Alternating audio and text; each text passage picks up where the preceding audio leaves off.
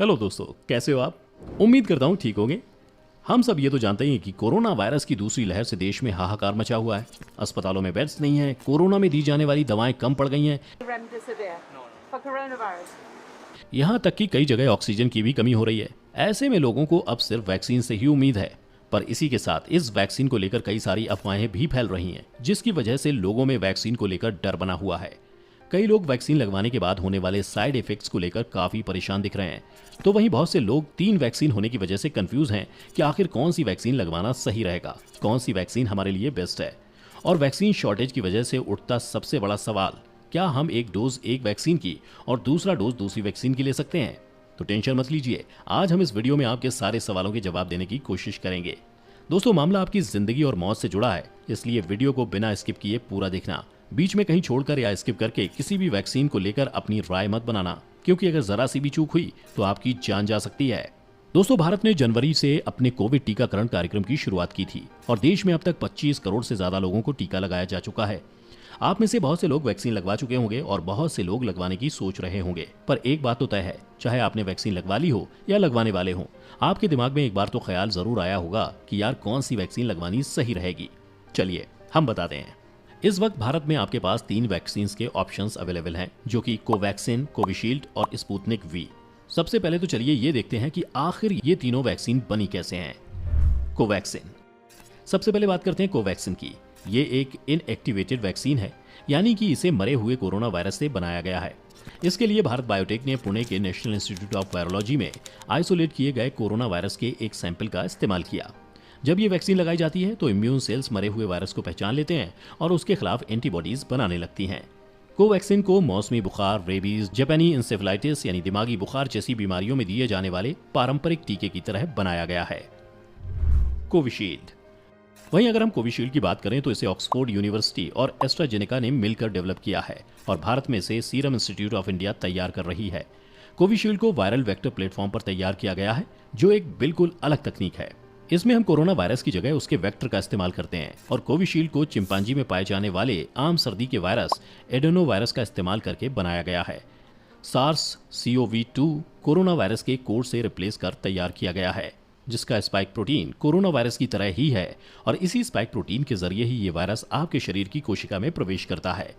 जब वैक्सीन लगती है तो हमारा इम्यून सिस्टम इस वायरस को पहचान लेता है, इससे लड़ने के लिए एंटीबॉडी तैयार करना शुरू कर देता है, जो भविष्य में हमें कोरोना वायरस के घातक खतरे से बचाती हैं। फिलहाल भारत में लोग यही 2 वैक्सीन लगवा रहे हैं। क्या आपने अब तक वैक्सीन ली? अगर हाँ, तो अपनी एक्सपीरियंस हमें कमेंट में जरूर शेयर करें।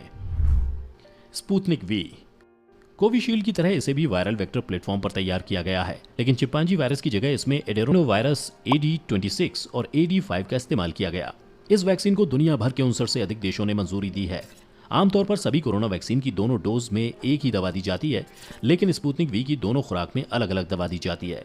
दोस्तों, आपको बता दें कि स्पुतनिक वी का पहला कंसाइनमेंट भारत पहुंच चुका है और RDIF एंड पैनेसिया बायोटेक रूस की कंपनी के साथ मिलकर अब भारत में ही सालाना 10 करोड़ डोज तैयार करेंगे। तो दोस्तों, अब आप सोच रहे होंगे कि रूस की वैक्सीन का इंतजार किया जाए या फिर अपने लोकल के लिए वोकल हुआ जाए।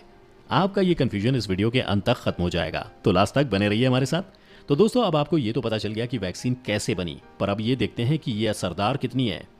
भारत बायोटेक ने 3 मार्च को फेज 3 ट्रायल के नतीजे जारी किए थे। दावा था कि कोवैक्सीन ने 81% क्लिनिकल एफिकेसी दिखाई है। ये वैक्सीन ट्रायल के दौरान सेफ पाई गई थी और किसी वॉलंटियर में सीरियस साइड इफेक्ट्स देखने को नहीं मिले थे। वहीं ऑक्सफोर्ड एस्ट्राजेनेका यानी कोविशील्ड के इंटरनेशनल ट्रायल में वैक्सीन 90% तक असरदार पाई गई। इतनी एफिकेसी तब मिली जब लोगों को आधी डोज पहले और फिर फुल डोज दी गई। SII के मुताबिक ये वैक्सीन भी किसी तरह के खतरनाक साइड इफेक्ट पैदा नहीं करती। इसके अलावा स्पुतनिक वी वैक्सीन की कोरोना वायरस के खिलाफ 91.6% एफिकेसी है। अब आप सोच रहे होंगे कि एफिकेसी क्या बला है जो ये बार बार बोल रहा है। हो सकता है आपने ये वर्ड न्यूज में भी खूब सुना होगा। दोस्तों, एफिकेसी का आसान भाषा में मतलब होता है कि ये वैक्सीन कितने % असरदार है और आपके शरीर को कोरोना वायरस से बचाने में कितनी कारगर है। चलिए अब आपको 2 और वैक्सीन की एफिकेसी बताते हैं। दोस्तों, अमेरिका की फाइजर की वैक्सीन की एफिकेसी 95% है और यूएसए की मॉडर्ना की वैक्सीन की एफिकेसी 94% है। अब आप सोच रहे होंगे कि यार सबसे ज्यादा असरदार तो इस हिसाब से फाइजर की वैक्सीन हुई, तो फिर उसी का ही वेट करना चाहिए। लेकिन यहाँ सबसे बड़ा सवाल ही यही है कि क्या एफिकेसी रेट या इफेक्टिवनेस के हिसाब से वैक्सीन को देखना सही है। चलिए हम आपको कुछ दिखाते हैं। किसी भी वैक्सीन को लेने के बाद सबसे अच्छा सिनेरियो क्या होगा कि आपको बिल्कुल भी इन्फेक्शन ना हो, वहीं सबसे बुरा सिनेरियो ये हो सकता है कि आपकी मौत हो जाए। क्यों दोस्तों, सिंपल है ना।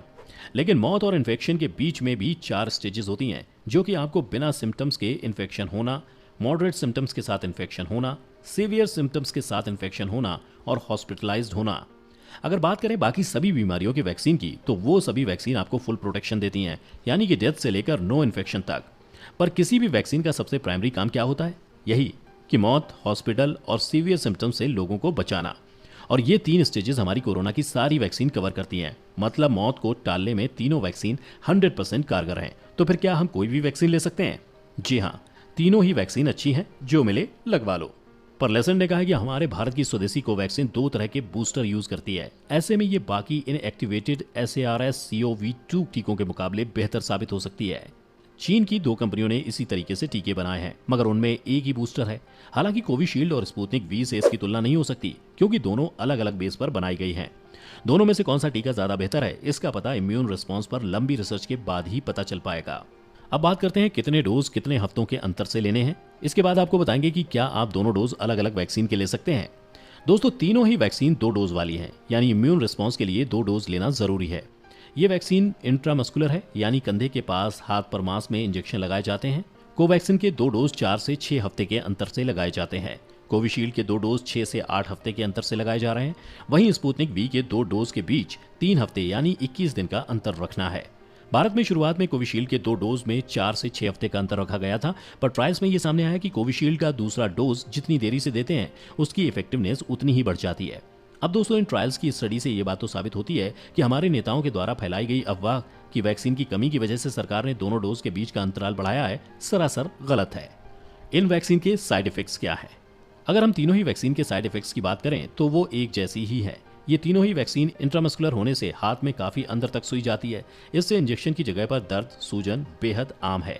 इसी तरह हल्का बुखार, हल्की सर्दी जुकाम, सिर दर्द, हाथ पैर का दर्द भी हो सकता है। घबराएं नहीं, किसी भी वैक्सीन के बाद ये सारे सिम्टम्स आम हैं। लेकिन फिर भी अगर आपके मन में कोई शंका है तो डॉक्टर से परामर्श लें और सिम्टम्स के अनुसार दवा लें। अब आते हैं सबसे बड़े सवाल पर, क्या दोनों डोज अलग अलग वैक्सीन की लगवा सकते हैं? दोस्तों, जब से वैक्सीन की शॉर्टेज के मामले सामने आए, तब से ये सवाल सबसे ज्यादा इंपॉर्टेंट बन गया है कि दोनों डोज अलग अलग वैक्सीन की ले सकते हैं क्या? ये डिपेंड करता है आपने पहले डोज कौन से वैक्सीन का लिया है। अगर आपने कोवैक्सीन और कोविशील्ड का पहला डोज लिया है तो फिर गलती से भी ऐसा नहीं होना चाहिए। दोनों टीके अलग अलग हैं और शरीर के इम्यून रिस्पॉन्स पर उनका असर भी अलग है। इसलिए टीकाकरण के दौरान आपको एक ही वैक्सीन के फुल डोज लगने चाहिए। अगर दोनों डोज अलग अलग वैक्सीन की हुई तो शरीर पर उसका बेहद बुरा असर हो सकता है। इसके अलावा कोविड से प्रोटेक्शन भी नहीं होगा। लेकिन वहीं अगर आप पहली डोज एस्ट्राजेनेका की और दूसरी फाइजर की लेते हैं तो वो ज्यादा कारगर साबित हो रही है। कोरोना वायरस वैक्सीन को लेकर स्पेन में एक स्टडी की गई, जिसके मुताबिक एस्ट्राजेनेका वैक्सीन के पहले डोज के बाद फाइजर का दूसरा डोज देना काफी सुरक्षित और प्रभावी है।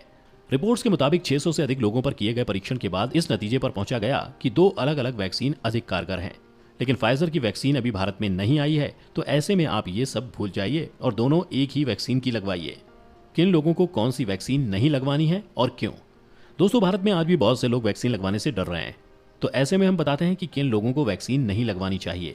जिन लोगों को किसी भी तरह के खाद्य पदार्थ या दवाओं की एलर्जी है, उन्हें वैक्सीन नहीं लगानी है। उन्हें अपने डॉक्टर से परामर्श करने के बाद ही कोई फैसला लेना चाहिए।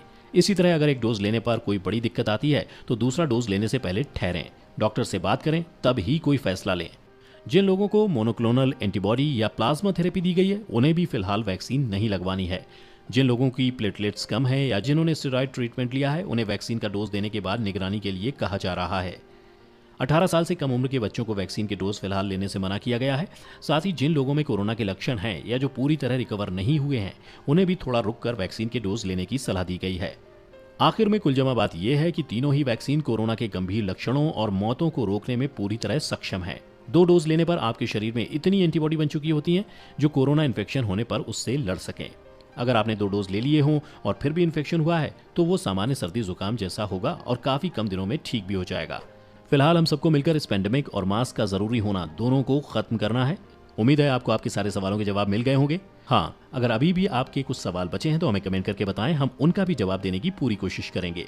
अगर आज की ये वीडियो आपको पसंद आई हो तो इसे लाइक करने के साथ साथ अपने दोस्तों और रिश्तेदारों के साथ शेयर